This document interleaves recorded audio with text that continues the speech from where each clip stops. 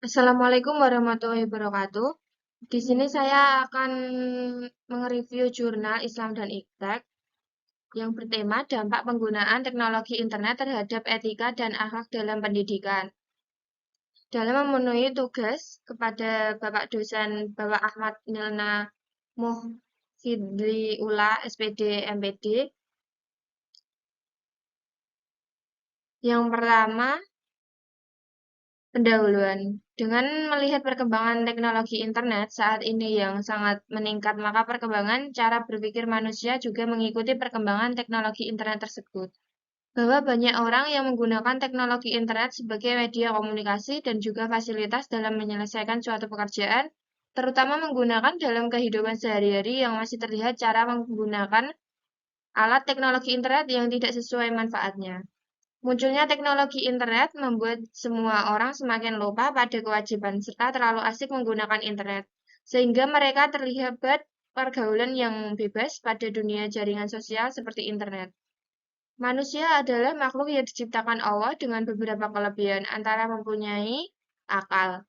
Dengan akal yang dimilikinya, manusia mampu menciptakan peradaban untuk meningkatkan kesejahteraan hidupnya yang berlangsung secara terus-menerus dari generasi ke generasi. Terdapat banyak faktor yang menyebabkan kemerosotan akhlak, antara lain kurangnya tertanamnya jiwa agama pada tiap orang dalam masyarakat, pendidikan akhlak tidak terlaksana sebagaimana semestinya, baik di rumah, sekolah, maupun di lingkungan masyarakat. Yang kedua, kajian teori. Satu, pengertian pendidikan etika. Pendidikan etika sangat penting dalam kehidupan manusia, baik pada diri seorang, keluarga, masyarakat, agama, maupun bangsa. Dengan pendidikan kehidupan manusia lebih baik dan sejahtera. Etika merupakan pengetahuan normatif yang menghubungkan kehidupan masyarakat dan manusia. Pendidikan etika dapat disimpulkan tentang perbuatan mendidik etika, ilmu-ilmu mendidik, pengetahuan tentang pendidikan etika.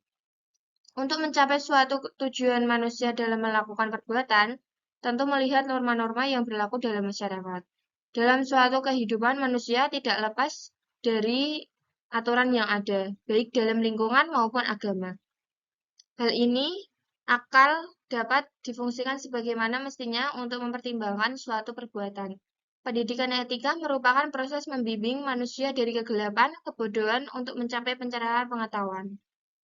Adapun menurut caranya pendidikan etika dibagi menjadi 3 macam, yaitu satu, dresur adalah suatu bentuk pendidikan yang berdasarkan paksaan. Artinya manusia diharuskan untuk melakukan suatu perbuatan, mengikuti, mematuhi, serta melaksanakan dengan maksimal. Yang kedua, latihan untuk membentuk suatu kebiasaan dengan cara berlatih secara terus-menerus dan tetap berkesinambungan. Yang ketiga, dengan pendidikan dalam arti untuk membentuk hati nurani yang baik ketika dalam seseorang. Yang kedua, terminologi etika dan akhlak. Etika adalah suatu ilmu yang mengkaji tentang persoalan baik dan buruk berdasarkan akal pikiran manusia. Sedangkan akhlak bagian yang membicarakan masalah baik dan buruk dengan ukuran wahyu atau Al-Quran dan hadis. Adapun persoalan baik atau al-husnu dan buruk atau al-kubu.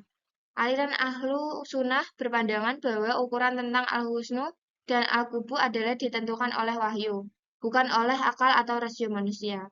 Memang akal telah mengkaruniai manusia dengan kualitas akal. Akan tetapi, akal tetap tersebut terbatas hanya mampu mengenai hal-hal yang konkret, sesuatu yang bisa dinalar atau rasional.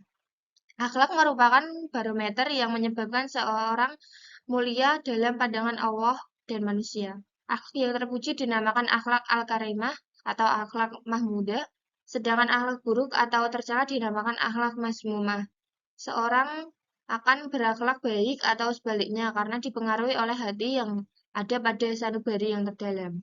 Artinya, bahwa perbuatan baik atau buruk dalam kategori akhlak bukan didasarkan pada pertimbangan akal, tradisi atau pengalaman, tetapi karena bisikan hati sanubari yang ada pada setiap orang itu. Yang ketiga, pengertian teknologi. Dalam pengertian yang lebih luas, teknologi dapat meliputi pengertian sistem, organisasi, juga teknik. Akan tetapi, seiring dengan perkembangan dan kemajuan zaman, pengertian teknologi menjadi semakin luas. Sehingga saat ini teknologi merupakan sebuah konsep yang berkaitan dengan jenis penggunaan dan pengetahuan tentang alat dan keahlian, dan bagaimana ia dapat memberi pengaruh dan kemampuan manusia untuk mengendalikan dan mengubah sesuatu yang ada di sekitarnya.